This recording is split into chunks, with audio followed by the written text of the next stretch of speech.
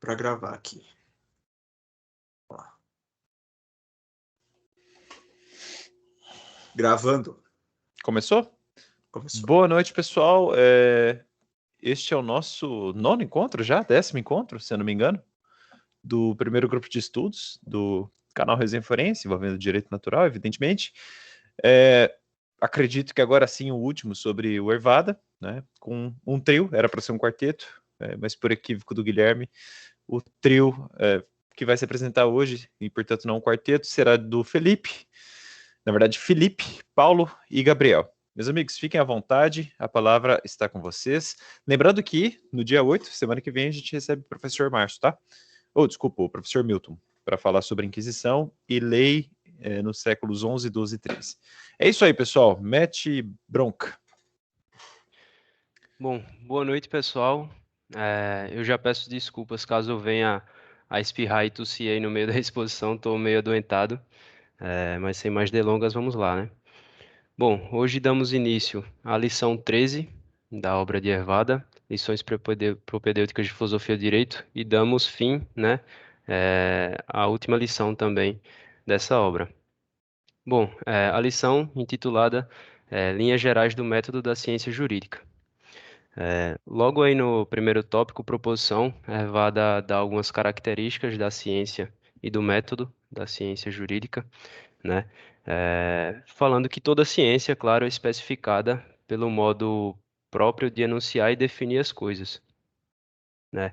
E que ser jurista, portanto, supõe também um hábito, um método próprio de enunciar e definir as coisas, de modo que alguém que só tenha o conhecimento jurídico, que foi inclusive a lição da palestra passada, seria no máximo um erudito, né? Um jurista é alguém que tem o conhecimento jurídico somado ao método, né, da ciência jurídica.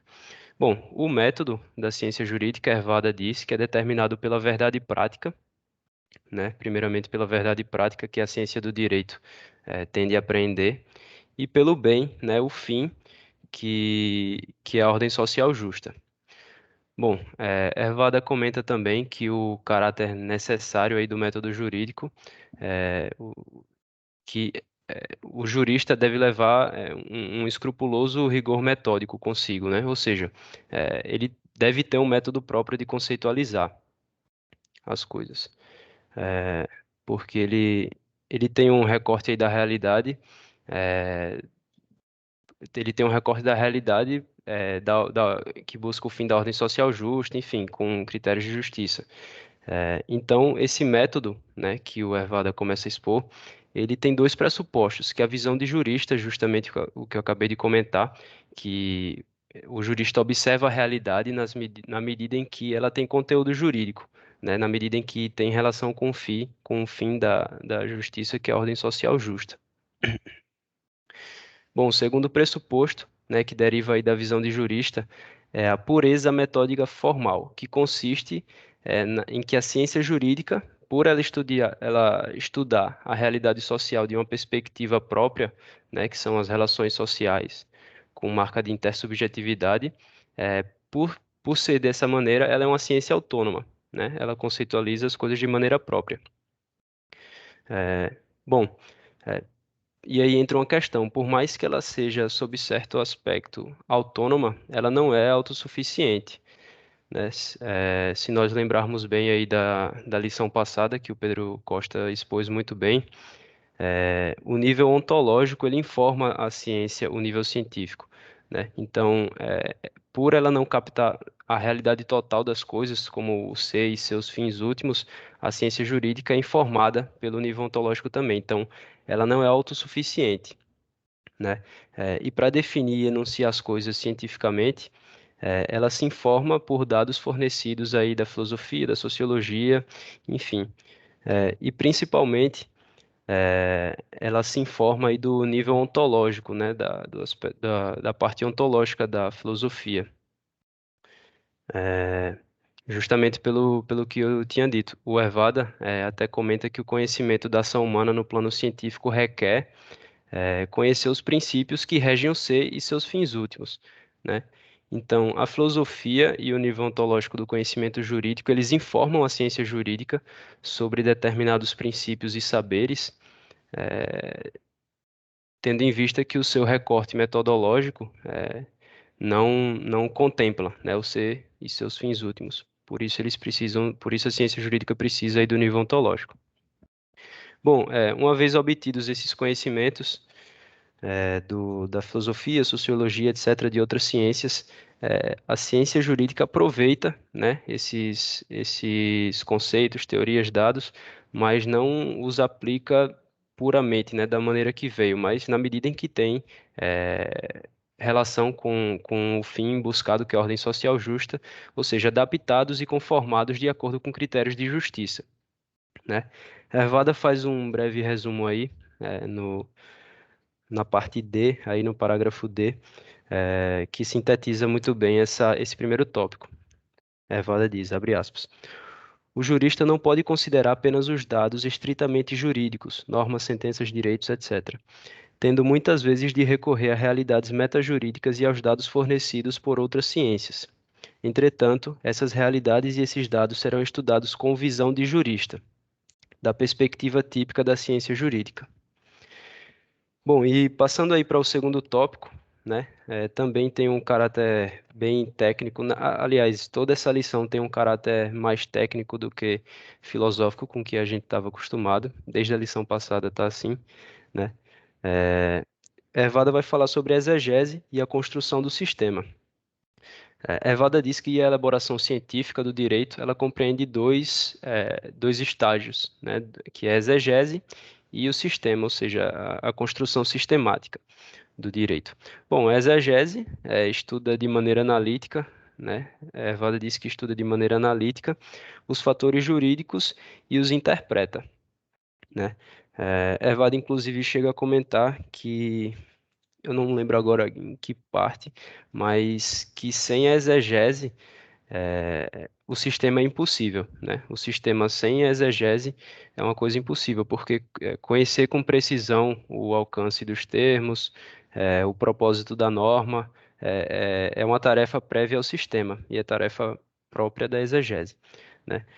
O segundo estágio aí que Hervada fala é a construção sistemática, em que nesse estágio são elaborados princípios, são sistematizados os conhecimentos e eles são reduzidos a uma unidade, né, que é o que dá logicidade ao sistema jurídico. Evada chega até a dizer que é justamente isso que dá o caráter mais propriamente científico, né, da ciência jurídica.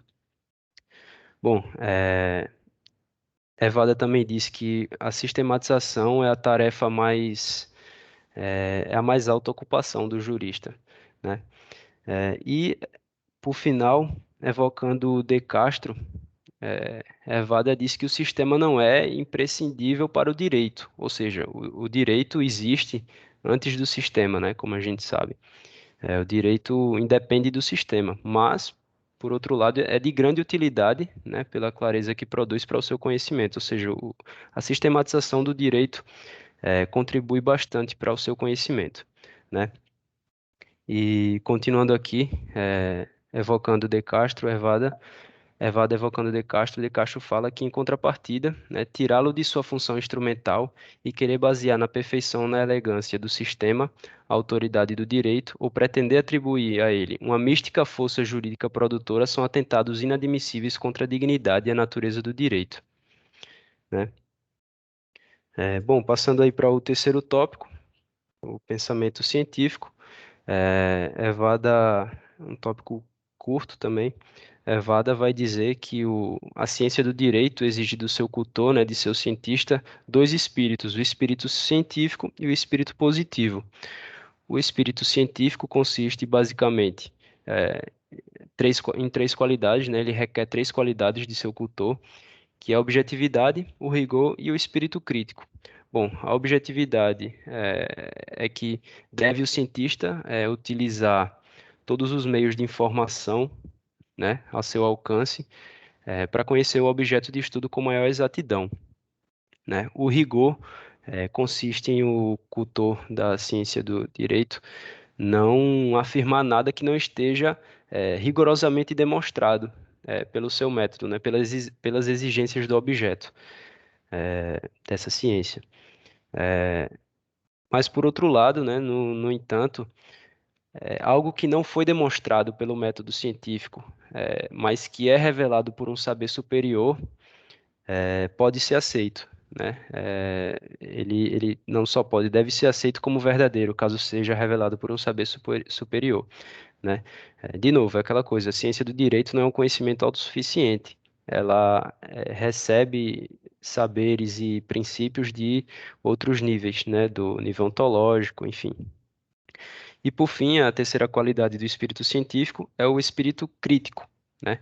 É vada de ser um espírito de liberdade intelectual, né? Em que o cultor e o cientista revisa ali as suas conclusões enfim, está disposto a admitir erros e aprimorar cada vez mais, né? É uma espécie de honestidade intelectual, né? E o segundo espírito, aí que o pensamento científico, a ciência do direito exige de seu cultor, que a Ervada nos mostra aqui, é o espírito positivo, né, que consiste, ele é determinado por 4 aspectos, né? O primeiro, a submissão ao dado, em que deve o cientista submeter-se ao que é revelado pela realidade jurídica, né? Óbvio, a realidade jurídica é o seu ponto de partida, né? Então, ele está submetido à verdade que é revelada pela realidade jurídica. O segundo aspecto que determina o espírito positivo é a redução ao factível, né? Evada chama assim, redução ao factível, em que Evada diz o seguinte: é a ideia de que todo conceito jurídico ou toda teoria são inteligíveis e válidos à medida. Aliás, desculpa. As verdades alcançadas devem ser traduzidas em fórmulas jurídicas que as tornam realizáveis, né? Nisso consiste a redução ao factível. O terceiro aspecto aí, que determina o espírito positivo, é a ideia da inteligibilidade funcional. Segundo Ervada, é a ideia de que todo conceito jurídico ou toda teoria são inteligíveis e válidos à medida que explicam e facilitam a capacidade operativa do direito, né? E passando aí para o último aspecto que determina o espírito positivo, e já esgotando aqui o tempo, é a ideia de suficiência científica, né? Segundo Evada, é a ideia de que todo fenômeno jurídico pode ser explicado fenomenicamente. É, Nisso supõe evitar, o Evada vai dizer que isso supõe evitar o recurso ao metafísico, né? Ao metaempírico como explicação do fenômeno. No entanto, como o próprio Evada adverte em seguida, isso não contrasta, né, com uma fundamentação da tarefa científica, que são os saberes ontológicos, etc. O que Evada está querendo dizer com isso é que não pode ser dado como explicação científica o que é próprio da explicação filosófico-sociológica, né? Essas coisas não se confundem. Bom, eu termino aqui minha parte na exposição e passo aí a palavra para o próximo colega que vá dar continuidade à lição. Obrigado, Felipe. Quem é o próximo? É o Paulo ou é o Gabriel? Sou eu. Vai lá, Gabriel. Boa noite, pessoal. O quarto ponto da obra do Ervada será dedicado à abstração na ciência jurídica. E o Ervada irá definir a abstração como a captação de traços que são comuns em determinados grupos de seres, fatos ou ações, e essa captação tem o intuito de reduzi-los a uma representação e formar um julgamento sobre eles. E é este processo da abstração, dirá o Ervada, que tornará a lei possível, pois se não fizéssemos este processo, precisaríamos de uma regulamentação que abordasse o caso a caso. E então, para que haja lei, é necessário que se passe pelo processo da abstração. E lendo este trecho do capítulo, eu me lembrei do Mário Ferreira, que na sua obra Filosofia e Cosmovisão irá falar sobre a abstração. Em um primeiro momento, lá na página 50, para quem quiser conferir depois, ele falará sobre a razão. E a abstração é própria da razão. É um processo propriamente racional. E ele fala assim: a razão que tende para o parecido e para o geral, que compara, ação mais complexa que a anterior, que no caso é a intuição, que ele fala um pouco antes. Então ele vai dizer que a intuição é um conhecimento imediato, direto, em contato direto com a realidade, enquanto a razão ela vai destrinchar. E mais à frente, na página 59 do mesmo livro, ele dirá que abstrair é desassociar o que não pode ser desassociado. E o Hervado ele vai continuar e vai apontar 3 traços da abstração. O primeiro traço é a intensidade. E isso também será um ponto que o Mário Ferreira irá abordar. Então, temos processos que são extensos, que tendem para o individual, e são os intensos, que tendem para o geral. Os processos intensos eles são próprios da razão, enquanto os extensos são próprios da intuição. Então, quando tendemos para o individual, tendemos para o contato com a realidade em si, com o fenômeno, e quando tendemos para o intenso, para o geral, passamos pelo processo da razão. E essa intensidade do processo filosófico, ela não, perdão, do processo da abstração jurídica, não é a intensidade filosófica que tende para o nível da ontologia, mas é um que próprio da ciência jurídica, conforme o Felipe acabou de nos apresentar. E o último traço da abstração, segundo Hervada, são os conceitos. Então, através da abstração, chegaremos aos conceitos, juízos e enunciados da ciência jurídica. E é por isso que o próximo ponto, o quinto ponto deste capítulo, são os conceitos jurídicos. E o Hervada irá nos dizer que existem alguns tipos de conceitos jurídicos. E ele diz que que grande parte, na verdade, dos conceitos jurídicos eles são obtidos das outras ciências, conforme o Felipe já falou também. Então, nós temos os conceitos e a ciência jurídica usa-os a partir daquilo que foi obtido de outras ciências. E, em alguns casos, adapta-os, em outros casos, mantém-os como estão.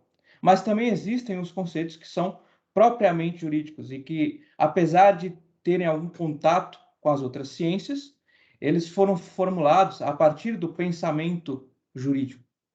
E aí o Hervado ele vai nos apresentar uma classificação que ele trouxe do Cohen, que é um autor. E ele vai, e aqui eu vou apresentar na íntegra quais são esses tipos, porque vale a pena. Então ele vai falar que os primeiros são conceitos essenciais fundamentados em valores éticos. Depois, os conceitos essenciais baseados em fenômenos sociais imbuídos de valor. E isso está na página 430, para quem quiser acompanhar. O terceiro tipo de conceitos são aqueles gerais empíricos de coisas ou fatos que têm importância na vida social. E, por fim, os conceitos também empíricos de índole técnico-jurídica. E ele dirá que os conceitos de valor têm um conteúdo normativo. Os demais só possuem um valor de delimitação. E esses conceitos ainda podem ser classificados como superiores e inferiores. Os conceitos inferiores estão contidos naqueles que são superiores. E, portanto, os conceitos superiores possuem menos marcas. Então, tendem a ter um grau menor de abstração, porque já que eles possuem muitas coisas, então eles abarcam muito, enquanto os inferiores eles já abarcam um grau menor de coisas, mas eles possuem um grau maior de abstração. E aí o Hervado vai falar algo interessante também. Ele dirá que os conceitos jurídicos eles possuem certo grau de relatividade, porque eles não têm como finalidade dizer o que são as coisas no sentido ontológico, como já dissemos, mas sim qual é a função das coisas em relação ao direito vigente. Só que, justamente para não acharmos que o Hervada está aderindo ao relativismo, eu lerei o 4º parágrafo da página 431, e ele vai falar o seguinte. Ele diz assim: isso significa... Calma aí, deixa eu só tirar aqui. Ele pergunta: isso significa que não há um conceito jurídico válido de modo permanente? Não. Quer dizer que o saber jurídico absoluto, não relativo, é próprio do nível fundamental e que o nível científico, pelo grau de abstração utilizado e por seu fim, elabora conceitos que, junto com marcas que podem ser absolutas e permanentes, contêm outras que são próprias de determinada legislação e, portanto, são variáveis, embora de fato não variem. Então, ele vai falar que esse relativismo é próprio da ciência jurídica, mas não quer dizer que não existam esses conceitos que são perenes. Seguindo a este trecho, passaremos para o próximo, ponto 6, onde o Hervada falará sobre hipóteses e teorias. Então, por quê? Por que são necessárias essas hipóteses, essas teorias? Porque a ciência do direito ela não pode ficar limitada ao estudo dos dados e à sua conceitualização. Ela deve buscar a explicação e os nexos entre estes, quais sejam os dados, para que seja construída a unidade, que é a meta da ciência jurídica. Então, ele dirá que as hipóteses são explicações provisórias de fenômenos observados, cuja função consiste em coordenar dados conhecidos e orientar o trabalho do cientista. Já a teoria é entendida como uma explicação que unifica outras explicações parciais. E aí, lá no parágrafo 3º da página 432, ele dirá que tanto as hipóteses quanto as teorias da ciência jurídica são instrumentos e relativas. Não expressam nem explicam a realidade última do direito, explicando apenas o fenômeno jurídico. Então, o Hervada, ele vai muitas vezes, como o Felipe disse, né, esses últimos 2 capítulos eles são muito mais técnicos do que filosóficos. Então, ele vai martelando que, neste capítulo, ele está falando sobre o nível técnico da ciência jurídica. Então, não do nível filosófico, como ele vinha abordando nos outros capítulos da obra, nas outras lições, como ele chama. Por fim, na minha parte da apresentação, o Hervada falará sobre os tipos jurídicos. Então, que são outro tipo de recurso que é usado pela ciência e pela técnica jurídica. Os tipos se nos apresentam como um meio para designar as suposições de fato consideradas pelas normas e como forma de apreensão e exposição de relações jurídicas. Isso é o Hervada quem irá dizer. Então, ele irá definir os tipos em 3. Eles podem ser empíricos de frequência, médios normativos e ideais normativos. Então, para encerrar o capítulo, ele vai fazer uma diferenciação epistemológica entre o tipo e o conceito, porque ele vai dizer que o tipo é mais extenso. Então, seguindo a nomenclatura do Mário Ferreira, ele vai falar que o tipo ele tem baixo grau de abstração, enquanto o conceito, como nós já falamos, ele surge através da abstração da ciência jurídica. Então, ele vai falar que nós não podemos confundir as duas coisas, tanto o tipo como o conceito.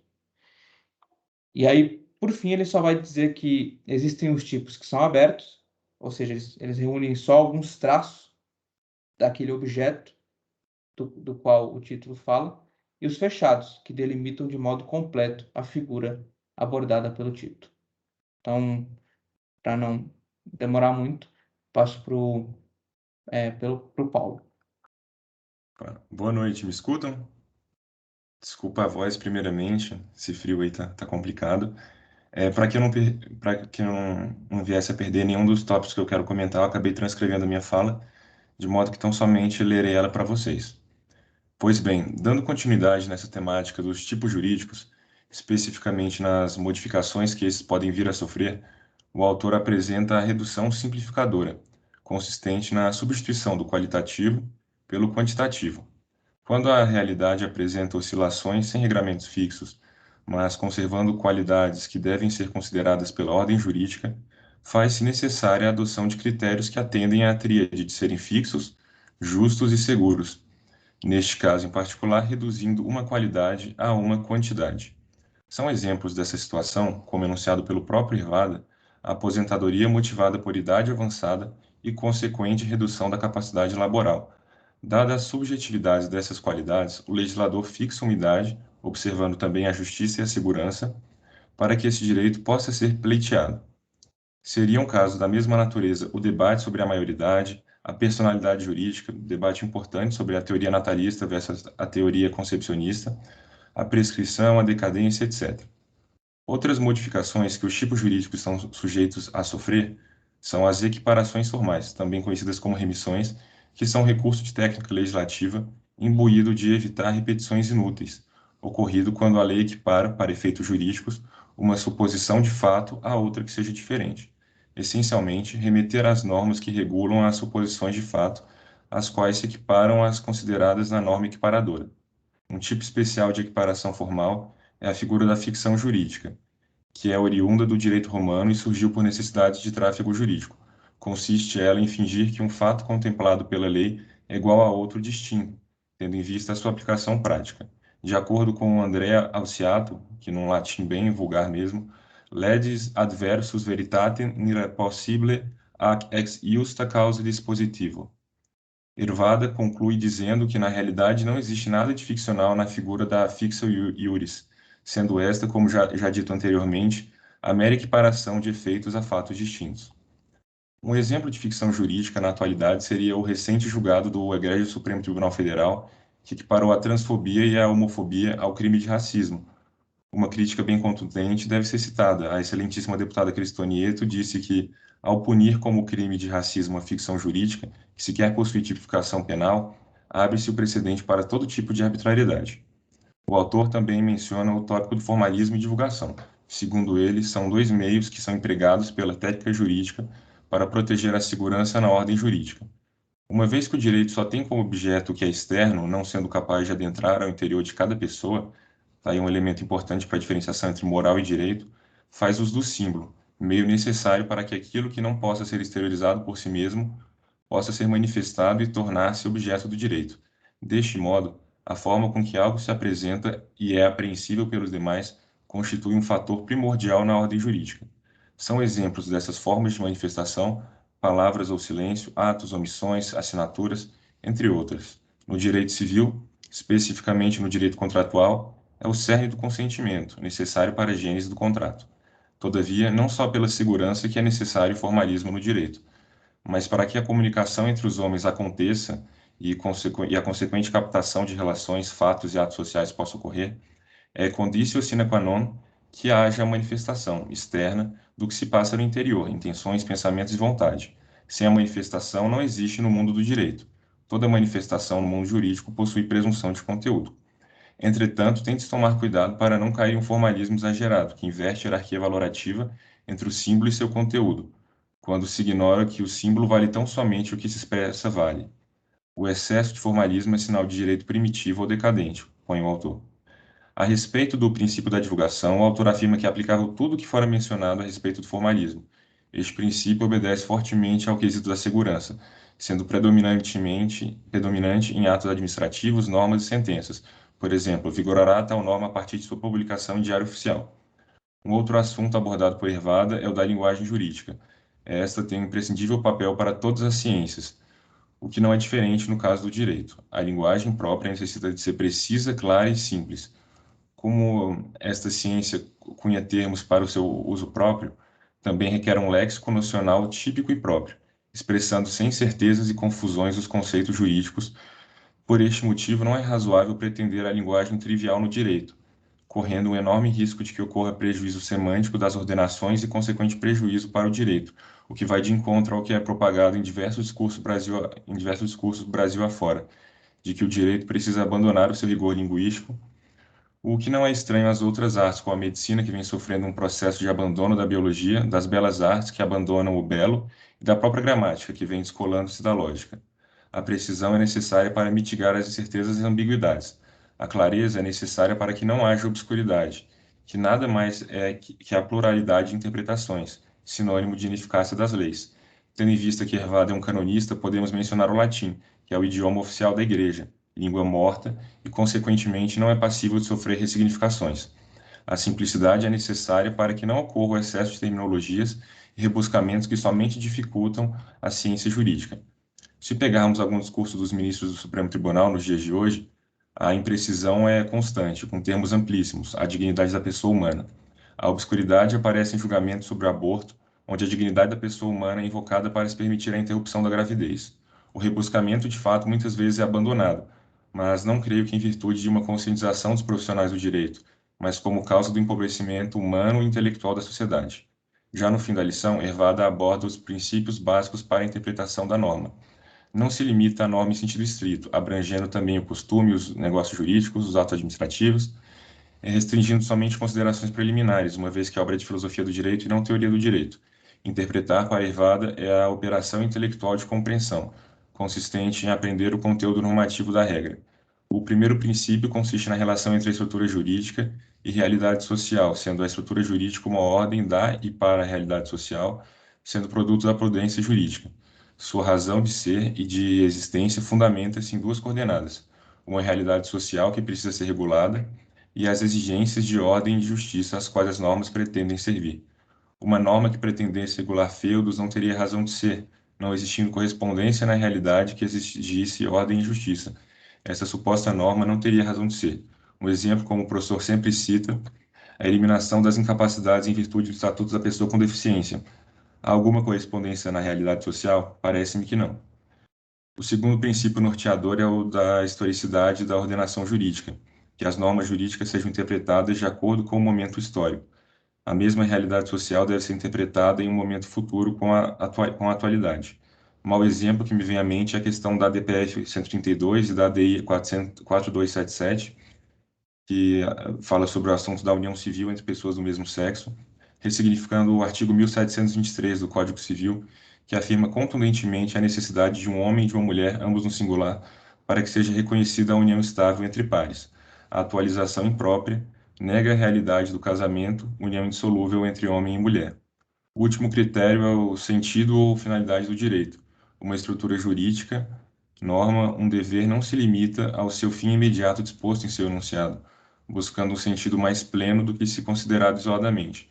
É essencial este sentido para entendê-los em sua natureza e extensão integral. Em palavras do próprio autor, a interpretação da norma deve ser feita com realismo, historicidade e critério teleológico. É isso. Legal. Obrigado pela menção, Paulo, e parabéns pelos exemplos. Eu, pelo menos, gosto... Não, eu gosto bastante quando a gente dá exemplos, né, práticos. Estou até fazendo algo com um cronge para o futuro, vou contar para vocês. Bem, alguém quer comentar a fala dos três? Fiquem à vontade. Você ia falar alguma coisa, Paulo? Te cortei? Não sei. Não, é que eu enrolei para começar o curso de Direito Civil, eu comprei, mas eu comecei... vi que você estava atrasado lá. Não, aí eu aproveitei para... Pegou o exemplo. Contextualizar. Legal, obrigado, valeu. Vamos lá, pessoal, fiquem à vontade. João Ciclista, já que elogiou, quer falar alguma coisa? Oi, tá me ouvindo? Tava mexendo aqui no microfone. Não, nada muito específico, eu gostei bastante das apresentações. Foram muito boas, parabéns para os três. Condizem, né, com o final da obra, que é mais técnico mesmo, como eles bem pontuaram. Muito curto, mas muito na veia, né? Andressa, que está terminando um trabalho monográfico, corajoso, quer comentar alguma coisa?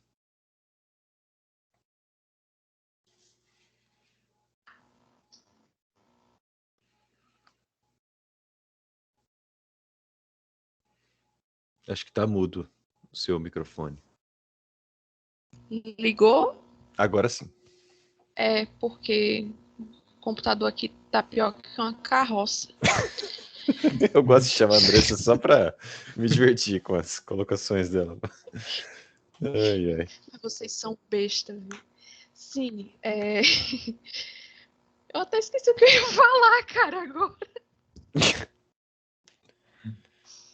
Então, reza para Santo Expedito das causas urgentes. Depois. Tá, já eu me lembro. Yuri, Márcio, Pedro. Eu achei Ruiz, muito. Ruiz Uma gosta coisa de que me participar. chamou. Vai lá, Márcio. Só uma coisa que me chamou muita atenção é essa relação com o conceito, com os conceitos e a linguagem. E a degeneração também, que entra em consonância até com o que o Cronje falou na palestra, que quando algo sofre essa degeneração, essa queda de uma civilização, a primeira coisa a sentir é o direito. E diversos autores, seja Giovanni Reale, seja Richard Weaver, no Ideias Tem Consequências, falam também dessa importância da Braço. linguagem. E isso é uma coisa que sempre me chamou muita atenção. Como que palavras que deveriam significar muito acabam se esvaziando, deixando de ter sentido. Como um ótimo exemplo é a dignidade da pessoa humana, usada para justificar o aborto, como muito bem colocou o Paulo. E agora para eutanásia e outras coisas, né? Quer dizer, Sim, você é digno, Serve para morra. tudo, né? Serve É para tudo, tudo. né? o Tudo, conceito tudo. de pessoa, de tudo. Para Tudo, inseminação nada. artificial, Assim, ao para mesmo tudo. tempo que eles querem deixar significar tudo, ao deixar significar tudo, não significa nada. Aquilo que é tudo é nada, né? É, exatamente. Ruiz, eu acho que chegou a abrir o microfone. Vai lá, Ruiz. Bem, eu até acho que tem a ver com o que foi falado ainda agora. Bem, tô meio desenvolvendo aqui o pensamento. Não tá no mudo não, né? Eu tô falando aqui. Não, todo mundo. tá bom. Beleza. Só evita. Como tem a estampa aí do Edu, né? Falaste? Não, é que quando você se mexe, ó, faz um. Tá. Entendi. Entendeu? Vou segurar aqui Beleza. então. Melhor. Onde é que eu tava? Tá. Bem, eu tô desenvolvendo isso aqui agora, né? Foi só um pensamento que me ocorreu quando o Gabriel tava falando no começo. Ele até pegou o livro do Mário Ferreira dos Santos e tal, e citou algumas coisas dele, né? Espero que entenda onde eu quero chegar. Justamente nesse livro, ele fala bastante sobre abstração, né? Sobre o conhecimento e tal. É bem interessante. E ele fala a seguinte coisa, até achei aqui que eu lembrei que eu tinha sublinhado quando eu li, que ele fala assim, que a metafísica supõe um conhecimento inteligível sem conteúdo. Ou inteligível sem conteúdo empírico, no caso, né? É fruto de uma atitude intelectual consciente e reflexiva, aqui na página 89 do livro Filosofia e Cosmovisão. Já eu continuo o que ele está falando. Então a gente vê assim que, obviamente, o conhecimento metafísico ele pressupõe um grau muito, muito grande de abstração, né? Para que se possa ter esse conhecimento, é preciso ter essa capacidade de abstração, certo? E aí que ele fala que, seguindo, né? Logo depois ele fala: a metafísica, já estruturada como disciplina, supõe um estado avançado da cultura, pois exige uma fase reflexiva de domínio da razão. Isso aqui que ele falou é muito verdadeiro, né? E assim, claro, o que eu quero falar não é exatamente sobre a metafísica, né? Mas justamente sobre a abstração, que quando eu estava lendo, ele falou sobre a lei, aqui, a abstração na técnica legislativa e na ciência jurídica. E ele fala, né, que a técnica legislativa está baseada na abstração. E, de fato, né, ele dá a explicação, porque, obviamente, ela fala em termos abstratos, em termos gerais, né? Ela não trata de uma matéria só, não trata, por exemplo, de falar do casamento de fulano com fulana, mas de forma geral. Enfim, tudo isso eu fiquei perguntando justamente, ao ler isso, eu lembrei do livro do Mário Ferreira dos Santos, né, sobre essa capacidade abstrativa, né, um estado avançado da cultura. E a impressão que eu tive é que isso reflete num problema que nós temos hoje, por exemplo, acredito a inquestionável inflação legislativa, né, da crença hoje praticamente dogmática de que, por exemplo, tem que se ter lei para cada coisa, para cada ato humano, para cada coisa nova que aparece, né? E assim, eu vejo isso, pelo menos a impressão que eu tenho é justamente uma falta de capacidade mesmo abstrativa do legislativo, do poder legislativo, certo? e também do Poder Judiciário ali na hora de aplicar as leis. Né? Porque, veja assim, é uma falta de conhecimento do que está por trás das palavras, não é verdade? Por exemplo, o que foi falado agora acho que acredito que foi o Gabriel, né? Falou sobre o conceito de dignidade da pessoa humana, né? Tá lá, tá na Constituição, tá em tudo quanto é lugar, citado por tudo. Tá, mas o que tá por trás disso, né? Por exemplo, vamos fazer uma nova lei sobre, sei lá, qualquer coisa nova que apareça aí.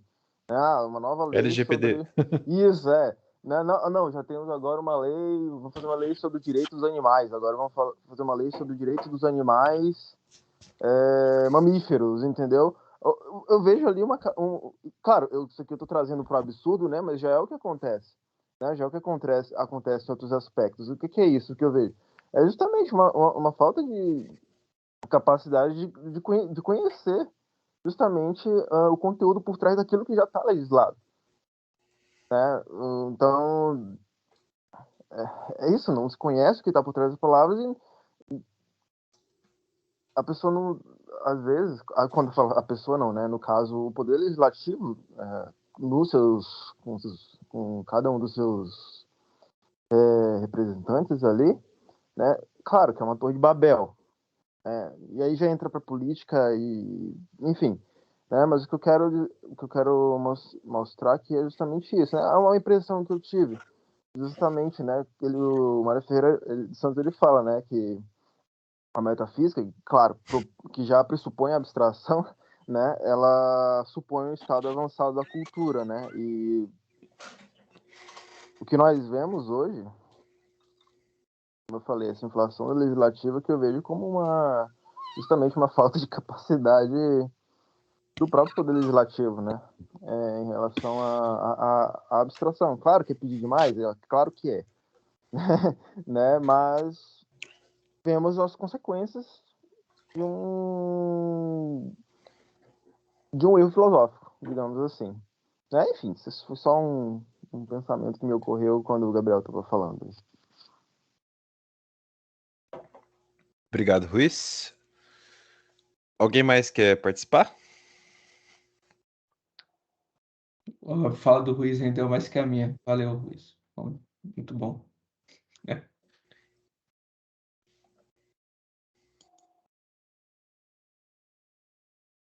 Eu deixei o microfone ligado, né?